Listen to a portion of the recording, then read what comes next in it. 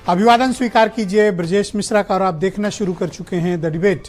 बहनों भाइयों, मुख्यमंत्री योगी आदित्यनाथ आज मथुरा में थे और बरसाने में उन्होंने कहा अब मथुरा की बारी है। क्या ये 2027 का एजेंडा सेट कर दिया गया है और क्या ये विपक्ष को एक और बड़े धार्मिक मुद्दे में घेरने की कोशिश, और मसला यदुवंशियों से भी जुड़ा हुआ है, लिहाजा ख़ास तौर पर अपोजिशन इसमें टारगेट में भी आ सकता है।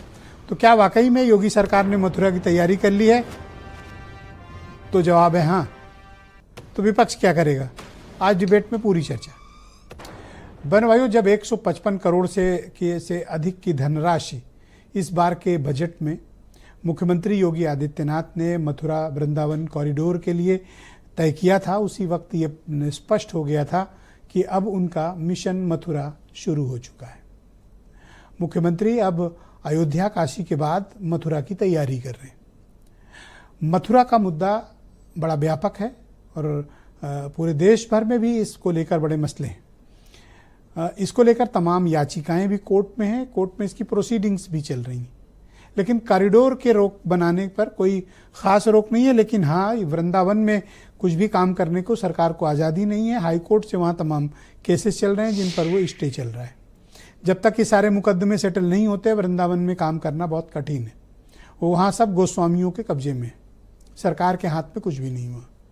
लिहाजा गोस्वामियों को ठीक करना और फिर कॉरिडोर डेवलप करना भी एक बड़ी चुनौती।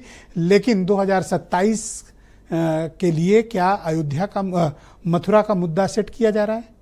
तो जवाब है हाँ, शुरू किया जा रहा है। इसके दो प्रमाण आपको मिलेंगे। पहला प्रमाण है बजट, 155 करोड़ का एलोकेशन। बजट में प्रारंभिक एलोकेशन मायने रखता है, बाद में एस्केलेट करके बढ़ाया भी जा सकता है।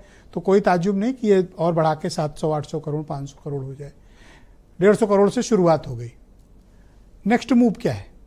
जैसे ही महाकुंभ खत्म होता है, मुख्यमंत्री का रुख क्या है? मथुरा। वहां उन्होंने आज क्या कहा? मिशन मथुरा की प्रारंभिक घोषणा, उद्घोष किया। कहा अयोध्या काशी तो हो गया, now it's time for Mathura. अब मथुरा की बारी है। तो क्या वाकई में धार्मिक स्थलों को मुद्दा बनाकर भारतीय जनता पार्टी विपक्ष को घेर रही है? जवाब है हाँ। तो फिर विपक्ष क्या कर रहा है? फिलहाल विपक्ष इसकी काट तलाशने की कोशिश कर रहा है, क्योंकि मथुरा वृंदावन का मुद्दा यदुवंशियों से भी जुड़ा हुआ है।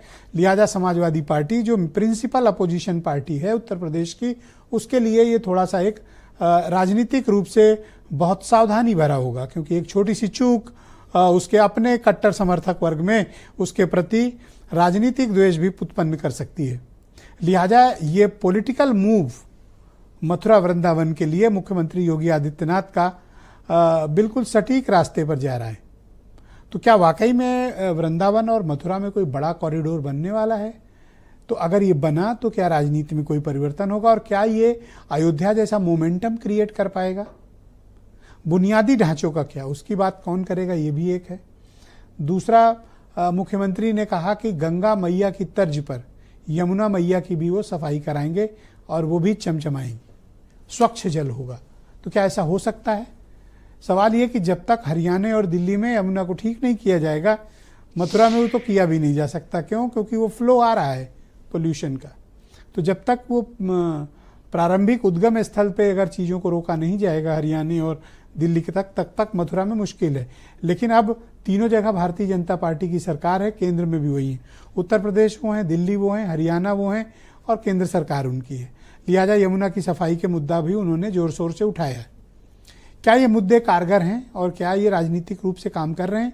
हम आज इस डिबेट में एक विस्तृत विवेचना करेंगे, सबसे बात करेंगे, स्टेक होल्डर से, पॉलिटिकल पैनलिस्ट से भी बात करेंगे, एक्सपर्ट से भी समझेंगे कि क्या ये संभव है और क्या ये एक बड़ा मुद्दा बन सकता है। आज की डिबेट इसी विषय पे करेंगे। आप कुछ स्टेटमेंट सुनिए। अब तो बारी इसी ब्रजभूमि की है। मथुरा, वृंदावन, बरसाना, गोकुल, नंदगांव, ये सभी पे विकास के लिए पैसे की कोई सीमा नहीं। जैसे अयोध्या में, जैसे प्रयागराज में, जैसे काशी में आपको दिखाई दे रहा है, यही हर विकास के कार्य यहां पर इसी रूप में आगे बढ़ेंगे। जो भी आप पूरे प्रदेश 75 जिले के आप पूरे प्रदेश के मुख्यमंत्री हैं, सबको एक समानता के साथ देखना चाहिए। और जो आज प्रदेश की स्थितियां हैं उसकी बात नहीं हो रही है और केवल जनता को भ्रमित करने के लिए बड़ी बड़ी बात बोली जा रही है। मंदिर है, लोगों के धर्म है, वो अपनी आस्था है, वो सब लोग की आस्था धर्म और मंदिर में है, वो होनी चाहिए। लेकिन मंदिर के नाम पर जो है वो नफरत फैलाने का काम जो भाजपा कर रही है वो उचित नहीं है। तो ऑल राइट, आज की डिबेट को शुरू करते हैं। मेरे साथ हीरो वाजपेयी हैं, उत्तर प्रदेश में भारतीय जनता पार्टी के प्रवक्ता। दीपक रंजन समाजवादी पार्टी से हैं।